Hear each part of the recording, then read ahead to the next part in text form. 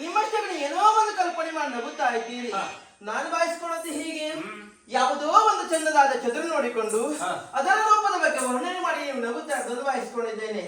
ಒಮ್ಮೆ ನನ್ನನ್ನು ಹೇಳಿದ್ದುದಂತಾದ್ರೆ ಇನ್ನೋರು ಹಿಂಗೆ ನಾ ಬೀಳುವಳೆಲ್ಲ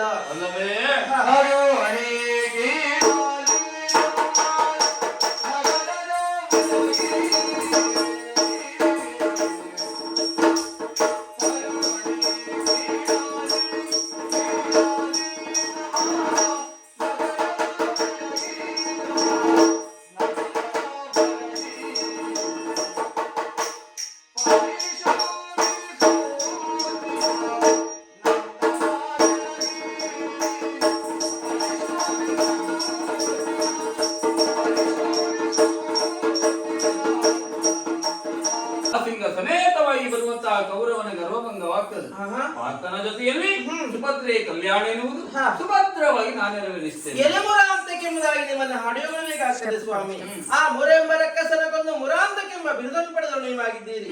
ಹೆಚ್ಚೇನು ಜಲಜ ಸಂಭವ ಸುರಪಮುಖಿ ನಿಮ್ಮ ಮಹಿಮೆ ತಿಳಿಯಲು ಅಸಾಧ್ಯವಾಯ್ತು ಅಂತ ಆದ್ರೆ ಕೇವಲ ನಮ್ಮಿಂದ ತಿಳಿದಕ್ಕೆ ಸಾಧ್ಯವಾಗ್ತದ್ಯಾ? ನಿಮ್ಮ ಅನಿಸಿಕೆ ಏನು? ಒಂದು ಸುಭದ್ರ ಕಲ್ಯಾಣ ಆಗಬೇಕೆಂಬ ಯೋಚನೆ ಅಲ್ವಾ? ತಪ್ಪಿಸುವುದಕ್ಕೆ ನಾವ್ಯಾರು ಸ್ವಾಮಿ? ಎಲ್ಲರೂ ಆ ಕಲ್ಯಾಣ ನಿರೀಕ್ಷೆಯಲ್ಲಿ ಇರ್ತೇವೆ. ಬನ್ನಿ ಹೀಗೆ